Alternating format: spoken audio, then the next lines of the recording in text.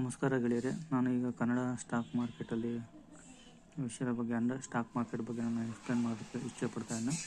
So ಈಗ ನಾವು stock ಮಾರ್ಕೆಟ್ನ ಯಾವ ರೀತಿ ಕಲಿಬೇಕು ಅನ್ನೋದಕ್ಕೆ ಒಂದು ಬೆಸ್ಟ್ ಎಕ್ಸಾಂಪಲ್ ಪ್ರಕಾರವಾಗಿ ನಾನು ನಿಮಗೆ ತೋರಿಸ್ಕೊಡ್ತೀನಿ. ನಾವು ಇವಾಗ ಸಮ್ ಆ್ಯಪ್ಸ್ ಇದೆ, ಅಂದರೆ ಗ್ರೋ ಮತ್ತು ಸಮ್ ಆ್ಯಪ್ಸ್ ಎಲ್ಲ ಇದೆ. ಸೊ ಅದರಲ್ಲಿ ನಾನು ಫಸ್ಟ್ ನಾನು ಯೂಸ್ ಮಾಡ್ತಾ ಇರೋದು ಯಾವುದಂದ್ರೆ ಗ್ರೋ ಆ್ಯಪ್ನ ನಾನು ಯೂಸ್ ಮಾಡ್ತಾಯಿದ್ದೀನಿ. ಗ್ರೋ ಆ್ಯಪಿಂದ ಗ್ರೋ ಒಂದು ಮೊದಲು ಪ್ಲೇಸ್ಟೋರ್ಗೆ ಹೋಗ್ಬಿಟ್ಟು ಗ್ರೋ ಆ್ಯಪ್ ಸ್ಟಾಕ್ಸ್ ಅಂತ ಇರುತ್ತೆ, ಅದನ್ನ ಡೌನ್ಲೋಡ್ ಮಾಡಿಕೊಂಡು ಡೌನ್ಲೋಡ್ ಆಗಿದ್ದಾದಮೇಲೆ ಸಮ್ ವೆರಿಫಿಕೇಷನ್ಸ್ ಎಲ್ಲ ಇರುತ್ತೆ. ಆ ವೆರಿಫಿಕೇಷನ್ಸ್ ಮುಗಿಸಿದಾದಮೇಲೆ ಸೊ ನಾವು ಗ್ರೋ ಆ್ಯಪ್ನ ಓಪನ್ ಮಾಡೋದು. ಫಸ್ಟ್ ಗ್ರೋ ಆ್ಯಪ್ನ ಓಪನ್ ಮಾಡೋದು, ಗ್ರೋ ಪಿನ್ ಇರುತ್ತೆ ಅದನ್ನು ಎಂಟರ್ ಮಾಡಬೇಕಾಗುತ್ತೆ. ಗ್ರೋ ಪಿನ್ ಎಂಟರ್ ಆದಮೇಲೆ ನಮಗೆ ಸ್ಟಾಕ್ ಓಪನ್, ಅದರಲ್ಲಿ ನಮಗೆ ಮೇನ್ ಫಸ್ಟ್ ನಮ್ಗೆ ಕಾಣಿಸೋದು ಅಂದರೆ ಸ್ಟಾಕ್ಸ್ ಇರುತ್ತೆ ಮತ್ತು ಮ್ಯೂಚುವಲ್ ಫಂಡ್ಸ್ ಇರುತ್ತೆ. ಸೊ ನಾವು ಅದರಲ್ಲಿ ಈಗ ಸ್ಟಾಕ್ಸ್ನ ಸೆಲೆಕ್ಟ್ ಮಾಡಿಕೊಂಡಾಗ ಸೊ ಅದರಲ್ಲಿ ಎಕ್ಸ್ಪ್ಲೋರು, ಹೋಲ್ಡಿಂಗ್ಸು, ಮೈ ವಾಚ್ ಲಿಸ್ಟು ಈ ಥರ ಇರುತ್ತೆ. ಎಕ್ಸ್ಪ್ಲೋರಲ್ಲಿ ಬಂದರೆ ಅದ್ರ ಕೆಳಗಡೆ ಬಂದಾಗ ಮೋಸ್ಟ್ ಟ್ರೇಡೆಡ್ ಆನ್ ಗ್ರೋ, ಅಂದರೆ ಅವತ್ತೊಂದು ದಿನ ಯಾವ್ಯಾವುದು ಟ್ರೇಡಿಂಗಲ್ಲಿ ಪ್ಲಸ್ ಯಾವ ಜಾಸ್ತಿ ಇದೆ, ಮೈನಸ್ ಯಾವ ಜಾಸ್ತಿ ಇದೆ ಸೊ ಅನ್ನೋದು ಅಲ್ಲಿ ಸಿಗುತ್ತೆ. ಪ್ರಾಡಕ್ಟ್ಸ್ ಆ್ಯಂಡ್ ಟೂಲ್ಸ್, ಅದ್ರ ಸೆಕೆಂಡ್ ಬಂದುಬಿಟ್ಟು ಪ್ರಾಡಕ್ಟ್ಸ್ ಆ್ಯಂಡ್ ಟೂಲ್ಸು. ಸೊ ಅದ್ರ ಕೆಳಗಡೆ ಬಂದು F&O ಅಂತಿದೆ. F&O ಅಂದರೆ ಫ್ಯೂಚರ್ ಆ್ಯಂಡ್ ಆಪ್ಷನ್ಸ್ ಅಂತಿದೆ. ಇವೆಂಟ್ಸ್ ಅಂದರೆ ನಮಗೆ ಡಿವಿಡೆಂಟ್ ಯಾವ್ದು ಕೊಡುತ್ತೆ ಇವೆಂಟ್ಸಲ್ಲಿ, ಮತ್ತು ರಿಸಲ್ಟ್ ಯಾವುದು ಯಾವ ಕಂಪ್ನಿಗೆ ಬಂದಿದೆ. ಸೊ ಮತ್ತು ಇಷ್ಟು ಇವೆಂಟ್ಸಲ್ಲಿ ಹೋದರೆ ಅದು ಸಿಗುತ್ತೆ. ಸೊ IPO ಬಂದುಬಿಟ್ರೆ IPO ಅಂದರೆ ಯಾವುದು ಹೊಸದಾಗಿ ಲಿಸ್ಟ್ ಆಗ್ತಾಯಿದೆ ಮತ್ತು ಯಾವತ್ತು ಇದಾಗುತ್ತೆ ಅಂದರೆ ಸೊ ಮಾರ್ಕೆಟ್ಗೆ ಯಾವತ್ತು ಓಪನ್ ಆಗುತ್ತೆ, ಸೊ ಯಾವತ್ತು ಕ್ಲೋಸಿಂಗ್ ಡೇಟ್ ಇದೆ ಅವೆಲ್ಲ ಗೊತ್ತಾಗುತ್ತೆ. ಸೊ ಆಲ್ ಸ್ಟಾಕ್ಸ್ ಮತ್ತು ಅದ್ರ F&O ಅದಾಗಿದ್ದಾದಮೇಲೆ ಅದ್ರ ಕೆಳಗಡೆ ಗೈನರ್ಸು ಮತ್ತು ಲೂಸರ್ಸ್ ಇರುತ್ತೆ. ಸೊ ಗೈನರ್ಸ್ ಅವತ್ತಿನ ಗೈನರ್ಸು ಮತ್ತು ಲೂಸರ್ಸು. ಸೊ ಅದನ್ನು large cap, mid cap, small cap.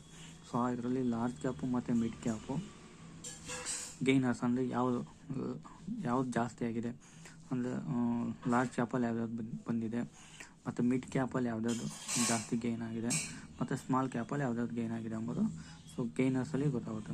Losers ಅಂದರೆ ಸೊ ಅವತ್ತಿನ ಮಾರ್ಕೆಟಲ್ಲಿ ನಮಗೆ ಯಾವ್ಯಾವ್ದು ಮೈನಸ್ ಆಗಿದೆ ಎಂಬುದು ಗೊತ್ತಾಗುತ್ತೆ. ಲಾರ್ಜ್ ಕ್ಯಾಪಲ್ಲಿ ಯಾವ್ದು ಮೈನಸ್ ಆಗಿದೆ ಮತ್ತು ಮಿಡ್ ಕ್ಯಾಪಲ್ಲಿ ಯಾವ್ದು ಮೈನಸ್ ಆಗಿದೆ, ಸೊ ಎಷ್ಟು ಪರ್ಸೆಂಟೇಜ್ ಮೈನಸ್ ಆಗಿದೆ ಅಂದರೆ ಸೊ ಜಾಸ್ತಿಯಿಂದ ಕಡಿಮೆ ಆಗಿರೋದಕ್ಕೆ ಸೊ ಅದನ್ನು ತಿಳ್ಕೊಬೋದು. ಮತ್ತು ಸ್ಮಾಲ್ ಕ್ಯಾಪಲ್ಲೂ ಸೇಮ್ ಯಾವ ಥರ ಮೈನಸ್ ಆಗಿದೆ ಎಂಬುದು ಗೊತ್ತಾಗುತ್ತೆ. ಸೊ ನಾವು ಇದನ್ನು ಗ್ರೋ ಆ್ಯಪಲ್ಲಿ ತಿಳ್ಕೊಬೋದು. ನೆಕ್ಸ್ಟ್ ಗೆಳೆಯರೆ, ಈಗ ಹೋಲ್ಡಿಂಗ್ಸ್ ಅಂತ ಬರುತ್ತೆ ಅದ್ರ ಕೆಳಗಡೆ.